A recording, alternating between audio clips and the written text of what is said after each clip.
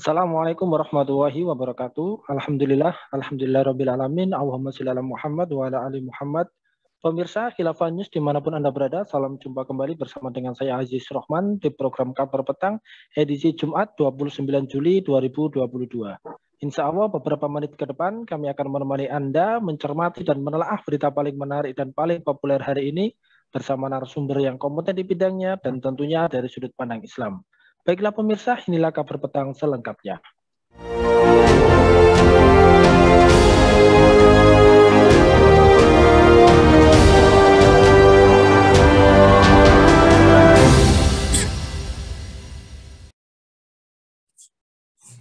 Pemirsa, kenaikan laju inflasi dunia dan perlambatan ekonomi menghantam dua raksasa ekonomi dunia, yaitu Amerika Serikat dan Cina. Ini membuat Lembaga Moneter Dunia, yaitu IMF, memangkas proyeksi pertumbuhan ekonomi di dunia tahun ini dan juga tahun depan. Dalam laporan World Economic Outlook 2022, IMF menyatakan situasi ekonomi dunia bisa tambah memburuk. Outlook ekonomi yang gelap signifikan sejak April, dunia mungkin akan segera tertatih di tepi resesi global, hanya 2 tahun setelah resesi yang terakhir. Kata Kepala Ekonomi IMF, Pierre-Olivier Goudenchas, dilansir dari AFP Selasa 26 Juli yang lalu. Ada peringatan keras dari IMF yang mengatakan bahwa risiko ekonomi untuk makin turun ke bawah terbuka lebar. Jika ini terjadi, maka ekonomi global bisa masuk ke dalam kondisi yang terparah dalam setengah abad terakhir. Nah, pemirsa, mendekati dengan penghujung tahun Hijriah tahun ini, apa saja ini catatan refleksi di penghujung tahun Hijriah kali ini? Bagaimanakah kita memaknai peristiwa hijrahnya Rasulullah SAW serta bagaimanakah agar spirit tahun baru Hijriah bisa merasuk pada segenap jiwa kaum muslimin? Pemirsa, untuk membahasnya kami telah terhubung dengan Kiai Haji Laude Heru Ilyasa dari Forum Komunikasi Ulama Asfaja. Kita sapa dulu beliau. Assalamualaikum warahmatullahi wabarakatuh, Kiai Ilyasa. Waalaikumsalam warahmatullahi wabarakatuh. Mas Aziz. Alhamdulillah. Bagaimana ini kabarnya ini, Kiai? Sehat, Kiai? Alhamdulillah, selalu dalam perlindungan Allah Subhanahu Wa Taala. Saya dan saya harap juga para pemirsa juga dalam keadaan sehat. Amin ya rabbal alamin. Baik ini Kiai, tidak terasa ya, ini kan kita sudah memasuki akhir dari tahun 1443 Hijriah dan akan berjumpa dengan tahun 1444 Hijriah. Masih seperti sebelumnya ya, pada tahun Hijriah kali ini ya, ragam kerusakan makin merata terjadi di mana-mana. Bandul keguncangan resesi dunia ini makin kencang berayun. Ancaman krisis global ini berpotensi memperburuk kehidupan di negeri ini yang sudah buruk ini semakin memburuk. Nah, ini menurut panjenengan ini Pak Yai, kira-kira bagaimanakah catatan-catatan dari jenengan terkait dengan penghujung tahun Hijriah 1443 ini? Baik, Assalamualaikum warahmatullahi wabarakatuh. Ada catatan penting yang Al-Fakir ikuti dalam beberapa waktu terakhir tentang resesi. Tidak lepas pula dari krisis antara Rusia dengan Ukraina, sehingga kemudian kita melihat bahwa kedua negara ini merupakan lumbung pangan yang menjadi penopang dari pangan di dunia, ya. Terutama kalau di negeri ini adalah tentang gandum ya sebagai bahan baku untuk pembuatan roti, pembuatan mie dan seterusnya. Yang kedua, krisis yang juga disebabkan karena dua negara ini ya, ada di samping krisis pangan juga terancam dengan krisis moneter, di mana pertarungan antara dolar dengan rubel, ya, ketika Amerika ingin menghukum Rusia, ya, tetapi Rusia kemudian menggunakan kekuatan mata uangnya untuk melawan dolar, dan kita melihat bahwasanya rubel yang di backup dengan emas ini terlihat akan lebih mampu ketika kemudian melawan dolar, dan ketika negeri-negeri di negeri yang lain juga meninggalkan dolar, maka ini adalah merupakan kiamat bagi Amerika ketika kemudian dolar tidak lagi dipakai. Maka kita bisa melihat bahwasannya sesungguhnya memang uang itu di dalam sistem ekonomi Islam itu harus disandarkan kepada emas dan perak. Kemudian kita melihat bahwa terjadinya krisis pangan ataupun krisis moneter yang merupakan akibat dari krisis Ukraina dan Rusia, ya, yang nanti akan mengakibatkan resesi global, ini juga merupakan alamat yang mudah-mudahan ini merupakan akhir daripada kezaliman sistem demokrasi, sehingga kemudian kalau kemudian sistem demokrasi ini tidak mampu lagi untuk memberikan kebaikan kepada umat manusia, kita berharap bahwasannya umat ini akan segera hijrah kepada sistem yang lebih baik. Nah, sistem yang lebih baik itu adalah Islam.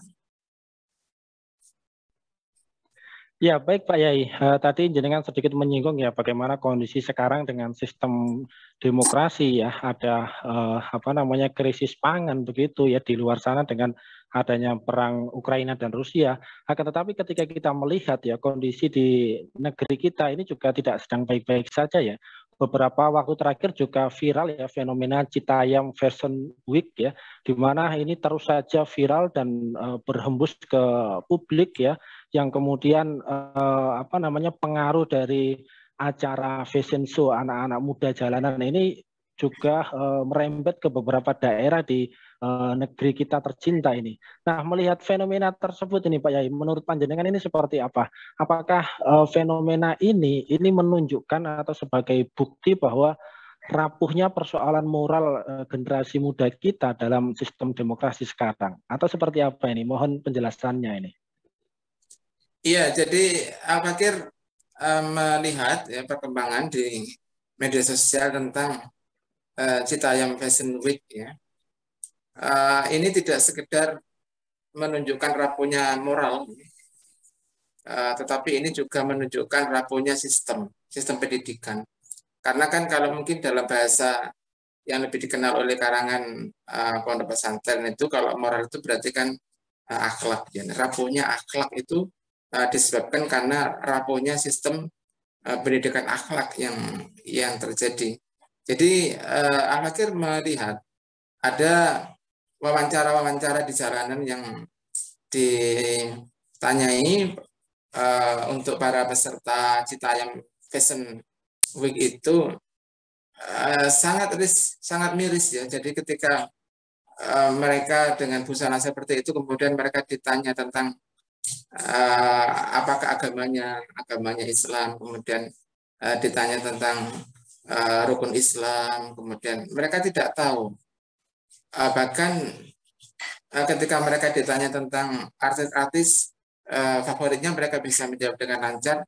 Tetapi ketika mereka ditanya tentang niat untuk melakukan sholat zuhur, melakukan sholat maghrib itu, dia tidak tahu.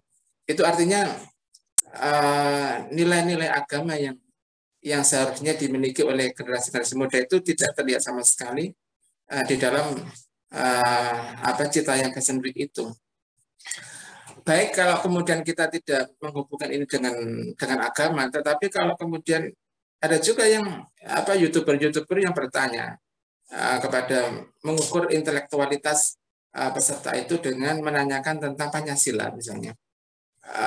Dari yang ditanya itu sila keempat ya.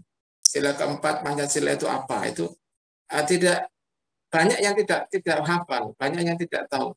Itu artinya secara intelektual, secara agama, maka kita melihat betapa buruknya apa yang ada di dalam kepala para pemuda-pemuda kita itu. Dan ini juga menjadi satu catatan kecil dalam diri Al-Fakir.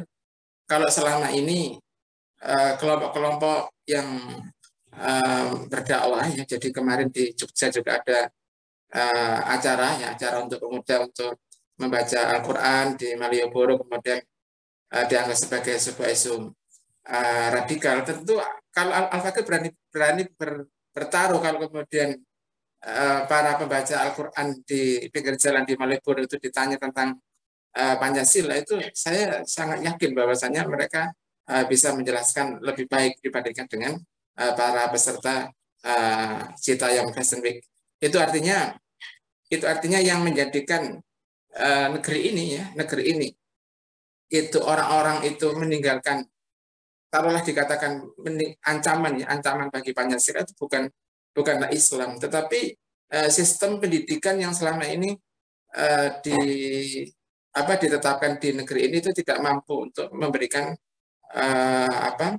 bangunan intelektual yang kokoh serta bangunan agama yang kokoh. Ini yang pertama. Yang kedua, kalau kita bicara tentang moral, maka tentu dalam bahasa agamanya itu sebuah akhlak.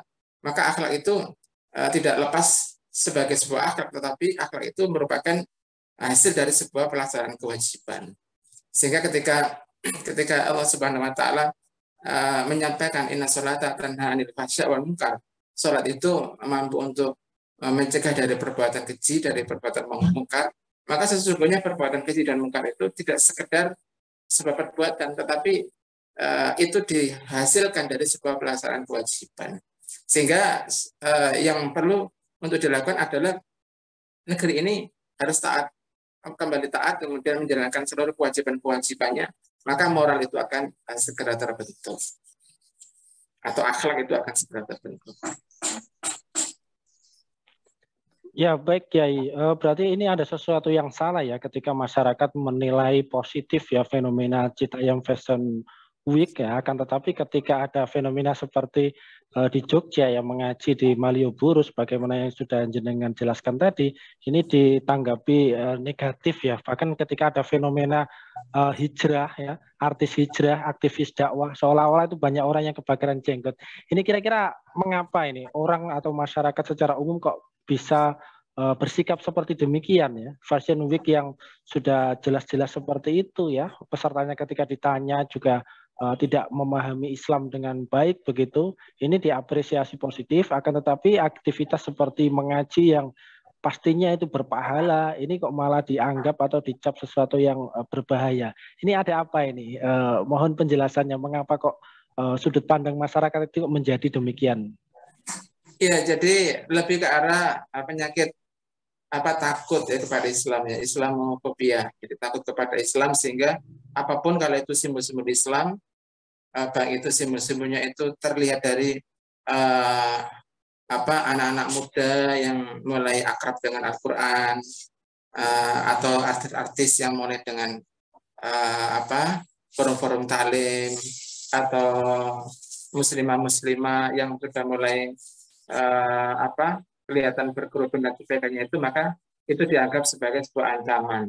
Nah, pada sisi yang lain ya, Fashion Week di Citayam itu hal-hal yang biasa-biasa saja, maka dianggap sebagai hal positif, tidak perlu ditakuti ya, diapresiasi. Itu artinya keliru di dalam melihat fakta. Hal yang buruk itu tidak ditakuti, tetapi hal yang baik itu ditakuti. Maka ini yang harus diperbaiki. Jadi, pola pikir seperti ini harus diperbaiki. Ya, baik Pak Yai. Kini kalau kita melihat sekarang ini kan kita juga akan memasuki tahun baru Hijri ya. Sebagaimana kita semuanya juga memahami ya bahwa perjalanan hijrah Nabi bersama dengan para sahabat dari Mekah ke Madinah itu kemudian disepakati sebagai awal dari penanggalan kalender Hijriah sebagaimana usulan dari Khalifah Umar bin Khattab. Nah, mohon penjelasan ini Pak Yai. Kira-kira seharusnya ya kaum muslimin ini memaknai peristiwa hijrahnya Rasulullah ini seperti apa, apalagi dengan kondisi kita sekarang ini? Ya, baik. Terkait dengan hijrah itu kan ada prosesnya. Jadi didefinisikan adalah intikal min daril kufri ila daril Islam. Jadi sebuah perpindahan dari negeri kufur kepada negeri Islam. Jadi Mekah itu adalah negeri kufur, kemudian Madinah adalah negeri Islam. Yang dimaksud dengan negeri kufur itu bahwasanya di Mekah itu yang berkuasa adalah sistem yang tidak menerapkan hukum Islam, kemudian dakwah tidak bisa dilakukan, kemudian menjalankan kewajiban-kewajiban itu tidak bisa dilakukan, sehingga kemudian para kaum muslimin yang tidak mampu untuk menampakkan agamanya, maka dia diperintahkan oleh Allah Subhanahu wa taala untuk berhijrah ke Madinah, karena di Madinah itulah kemudian Islam bisa ditegakkan dengan sempurna. Maka makna yang harus kita ambil adalah bukan sekedar berpindahnya badan, tetapi bagaimana perpindahan sebuah sistem, sehingga sistem itu harus berganti dari sistem yang sebelumnya tidak secara syariat maka kepada syariat. Sehingga kalau kemudian kita melihat kaum muslimin di negeri ini, kita bukan kemudian harus berpindah ke negeri yang mana, tetapi kita harus terus-menerus menyampaikan kepada kaum muslimin, menyampaikan kepada rezim agar kemudian negeri ini menjalankan hukum Allah Subhanahu wa taala sebagaimana Madinah itu juga menjalankan hukum Allah Subhanahu wa taala. Jadi seperti itu yang harus kita lakukan. Ya, baik Pak Yai. Kemudian agar tahun baru Hijriah kita ini semakin menambah keimanan kita, ini kira-kira bisa dijelaskan ini bagaimana caranya agar spirit tahun baru Hijriah ini bisa merasuk ke segenap jiwa kaum muslimin di negeri ini, supaya negeri ini juga semakin diberkahi oleh Allah Subhanahu wa taala. Mohon penjelasannya ini. Ya, jadi Allah Subhanahu wa taala itu menciptakan setiap bulan itu untuk syiar-syiar agama. Jadi ada peristiwa Rajab, maka kita mensiarkan agenda-agenda Rajab. Ada kemudian Ramadan, ya itu 1 bulan penuh itu adalah agenda-agenda dakwah. Kemudian Dzul Hijjah, bagaimana meneladani Nabi Ibrahim, Nabi Ismail dan seterusnya. Kemudian Muharram, bagaimana kemudian tanggal merah Muharram ini dijadikan sebagai tonggak kita kilas balik ke belakang bagaimana peradaban baru dunia itu dimulai. Maka adanya spirit dakwah pada setiap bulan-bulan baik, ya bulan-bulan yang telah ditetapkan Allah sebagai syiar-syiar agama, maka ini harus dilihat dan dinikmati oleh kaum muslimin untuk mengadakan dakwah yang besar. Jadi kita tidak melihat hingar-bingarnya tahun baru Islam itu tidak sehebat tahun baru Masehi. Bagaimana pemerintah itu menyikapi tahun baru Hijriah itu berbeda dengan tahun baru Masehi. Bagaimana? Ya tentu saja wajar. Kenapa? Karena di negeri ini tidak akrab dengan syariat Islam, tidak akrab dengan agama Islam, sehingga yang lebih diutamakan adalah yang selain Islam. Meskipun kita adalah umat yang terbanyak di negeri ini, umat mayoritas. Kemudian kita harus juga memahami peristiwa hijrah itu memunculkan 2 hal. Yang pertama adalah kaum Ansor, kemudian kaum Muhajirin. Kaum Muhajirin adalah para sahabat yang semua yang ikut berhijrah itu dijamin menjadi sahabat besar Nabi Muhammad SAW.